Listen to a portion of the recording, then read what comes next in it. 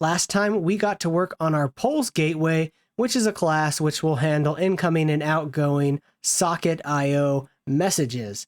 And socket IO is a library built on top of WebSockets and HTTP as well.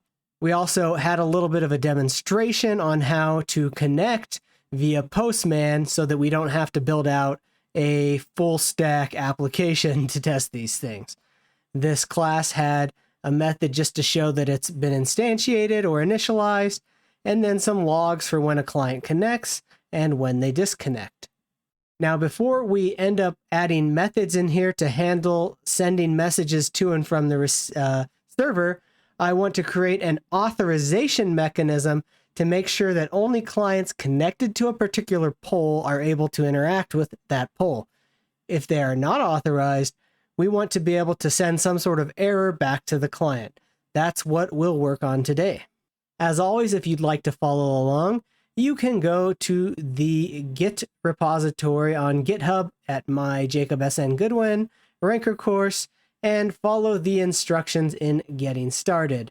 Furthermore, we're on tutorial number 10, so to get the code ending the last tutorial, you can go to 09. Let's now review how we previously created a guard, but for our polls controller, which handles the REST API portion of this server application.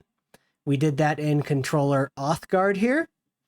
First of all, we note that we create a class which implements can activate, and this can activate interface basically requires us to have a can activate method, which returns a Boolean or a promise of a Boolean or an observable of a Boolean as well, but we're not using observables.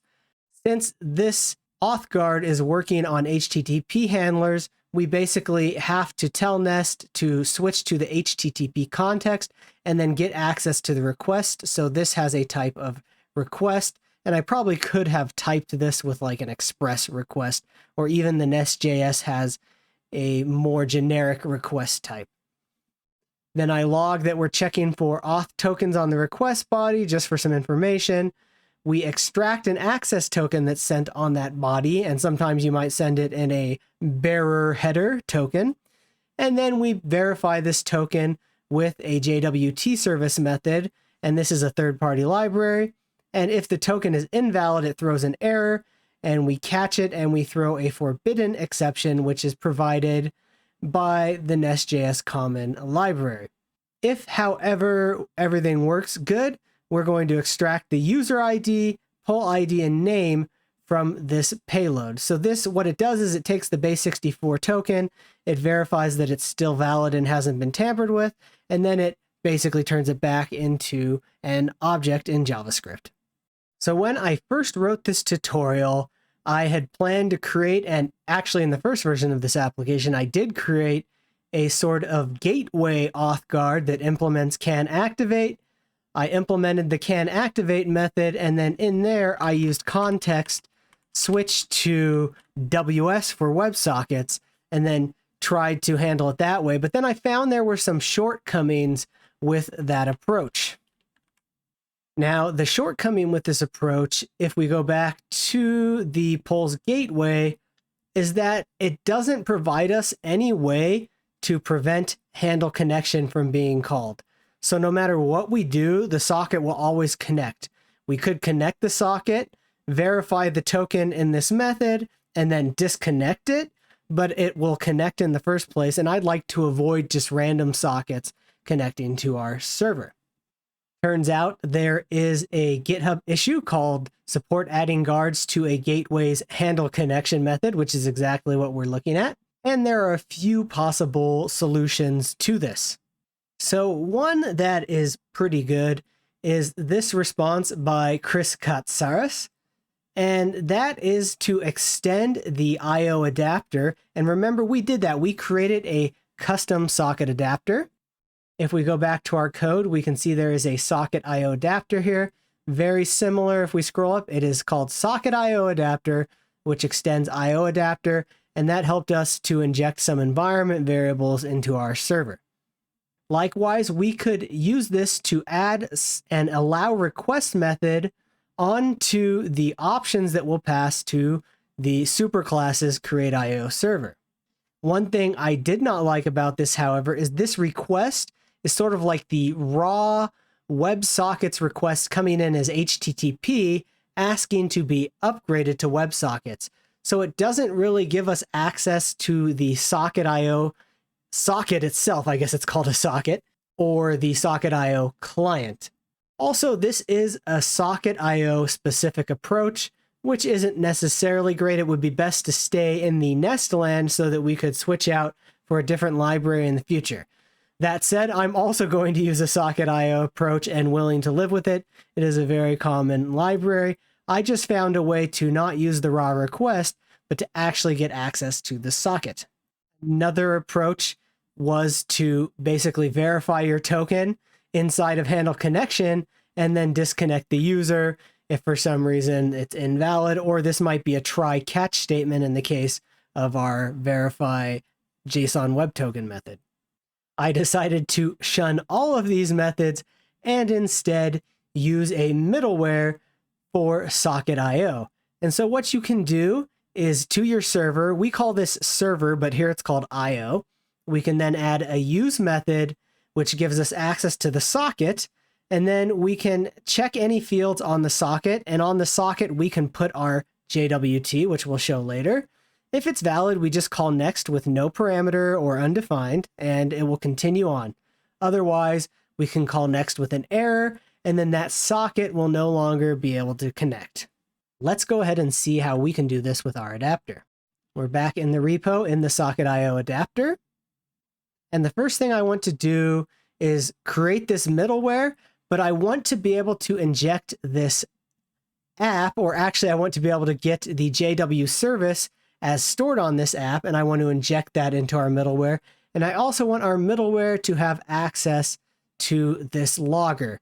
So we're going to kind of create a higher order function that will create the middleware. Let's create this at the bottom of the file. And so I just kind of copied and pasted. So this will be called create token middleware, and it's a function that returns a function. So it takes a JWT service, which we'll show how to get access to in a minute. And let's import this from NestJS JWT. And then we're going to end up using something called socket with auth. So the actual Socket.io socket does not have a user ID, poll ID, or name on it, but we'll create this in just a second. But just like we did in the guard, we're going to call the JWT services verify method with the token, and then put those fields on the socket, whereas in the HTTP case, we ended up putting these on the request. Let's go back to the polls gateway, or actually let's go to the controller auth guard, wrong file. And you see we added them to the HTTP request in this case. So in this case, we had a request that ended up being a request with auth type. And so in this case, we're going to create a socket with auth type. In fact, I guess I did not call it request with auth here. So maybe let's add that type. You do something new all the time. Request with auth. And this file was in our types.typescript file. And so it was basically taking, if I scroll up here, the NestJS common request and merging it with an auth payload. And that auth payload is what has the user ID, poll ID, and name. And for some reason, it thinks that this request object is not used. Maybe if I save this and click, maybe this is using the request directly from Node. That's kind of interesting. So I don't know exactly what the issue is, but I decided to go back and use the Express version of a request. And I think I had previously had that and told you to change it to the request from NestJS, but I don't know why that's not working and why it's being overridden with like a higher version of request from some TypeScript or Node library. So let's just use request from Express, and request with auth is a combination of the request with the auth payload. Sorry for that aside. Let's go back and save the controller auth guard. And let's go back to the socket IOAdapter. Like I said, I want to now create a socket with auth, just like we had a request with auth. So we're going to say export type socket with auth, and this will be the socket IO type So we'll import the socket from socket.io, and we'll also be joined with the auth payload. That should be good to go. Let's make sure our import's there. Very well. And if we go back to socket IOAdapter, let's import this. And all our types are ready to go. Let's now call this function inside of the create.io server here. So the first thing that we'll do is get access to the JWT service. And this JWT service is declared in the app module. Let's open that here. You can see that it's got this config module for root and polls module. And it looks like maybe we declared it in the polls module. So what I'm going to do is get rid of this guy, JWT module, and then import it at the top level so that we have access to it there. Let's save. I think I've done things a little differently from my other script, so sorry for that. And let's go back to app module and let's add an import to the JWT module. All right, now we should have access to it globally. And back in the socket IOAdapter, we can get access to that. Let's add it here below the options. As follows, we can say const JWT service equals this.app. And this is the app, remember, that we passed here with all of the Nest configuration. And we can get a service by the get method and then defining its type. So that would be a JWT service. And so it will locate that for us. Next, instead of using super create server to return the server, I want to store this in a variable. And this is of type server. And this is a socket.io server. So sorry, I got a little delayed there. I was like, what server HTTP? No, it is the socket.io server, which was called IO in that tutorial I just showed you, or those documents. One thing to note next is that middlewares are not applied. If you apply a middleware to a server, it does not apply to all of the namespaces of that server. If we go to our polls gateway, you can see that we called it the polls namespace. So to get access to that namespace, we'll type server.of. And so that's how you get a namespace. And this will also be like a server. It'll have a very similar API. And then we will say use, and then we'll use that create token middleware, and we'll pass it the JWT service we just created along with the logger, which belongs to the class. It is a class field, so this.logger, and that's great. And then we'll return the server that now has a middleware on it. All right, so we now have the app.module has access to the JWT module. So hopefully this will be about ready to work with. To facilitate being able to actually see something, I want to change our polls gateway just a little bit. I guess I have the tab open here so that we can see the name and poll ID of the connecting socket. And what that entails basically is instead of just using socket here, we'll use socket with auth and make sure that imports. And then in the disconnection, we'll also use socket with auth. And that means we have an unused socket.io import here. So let's just delete that. And then let's add a little bit of logging just to help us out. So in the handle connection, right after the fetching or retrieving of all of these sockets, we'll have a little log saying connected with user ID, poll ID, and name from that socket with auth client. And we'll do similarly in handle disconnect. And this just shows us that even though our guard is preventing the socket from connecting or disconnecting, we'll still have access to the name, user ID, and poll ID throughout the life cycle or connection of that socket to our server. I think we're about ready to fire this up, so make sure you have Docker up and running. And then from the root of the course, we can just type docker compose up. Actually, no, we need to run npm run start. I got my commands confused there. Looks like our client started, even though we have nothing there. And there's an issue with this server. So some sort of issue resolving the JWT service. Let's see what that is. So it turns out I was a little bit wrong about bringing the JWT module into here. It doesn't necessarily automatically put it into the child module. So some misunderstanding of NestJS. So I'm learning too. Let's go back to our polls module and undo that change. So we want to, I'll just Control Z and hope I can get it back. There we go, JWT module. And now back in this adapter, when we run app.getJWT service, it will look through the entire application graph. And if you want to know more, I recommend checking out this standalone applications page, which explains app.get and how you can look through all of the graph. And specifically, if you wanted to look for a service or module within a particular module, you could do it this way. So I could look for it within the polls module instead of within the whole application graph, to my understanding. Let's now run the application again.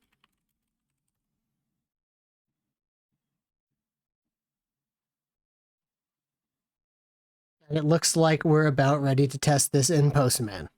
One more thing before I open up Postman, which is very important, is in this code I kind of just glossed over that we're extracting the token from either the handshakes auth.token field, and this is what we'll use when we're actually adding a Socket.io client to our React application. However, Postman does not have support for this auth token field. Therefore, we'll be using a header inside of our request, and so we'll show how to do that in Postman. So here we are in Postman, where I have the ability to create a poll with a user and then get a token back, so I can post to the URL polls. And that's to create one, and I created it. If I go to the body with the topic what to do today, 3 votes per voter, and with a player name of player 1, and it returns with an access token. Now, inside of this test, we store that access token to the token 1. So this is user 1. And then I can join with player 2. And it has a similar body. And it also comes back with an access token. If we go to tests, that saves as token 2. So I can create multiple sockets clients like we did in the last tutorial. And the first one will have a token 1. And I have this in the params, so I actually need it in the header here. So I can get rid of probably params and go to headers and just make sure we have token number 1. And you can see I've saved this as client 1. Maybe close some of these. And then for the second client, you can see that I'll use token 2, so they'll connect with that data. So let's go to socket 1 now, and let's click connect.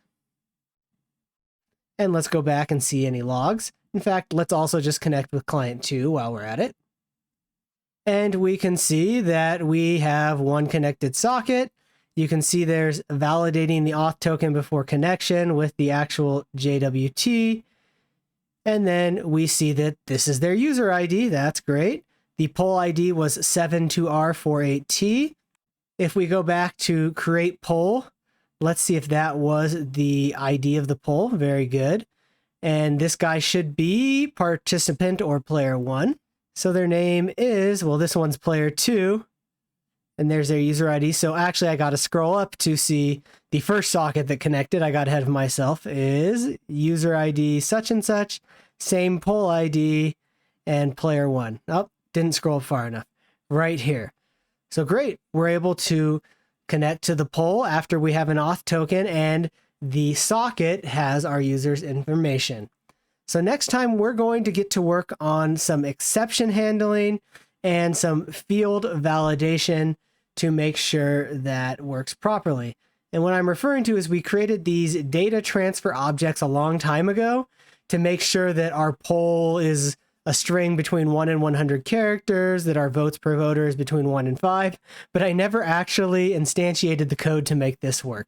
So we'll do that, some exceptions, and then finally, we'll start sending messages back and forth to our client via WebSockets. Thanks for your patience today. I had a little bit of a struggle. Take care. See you next time.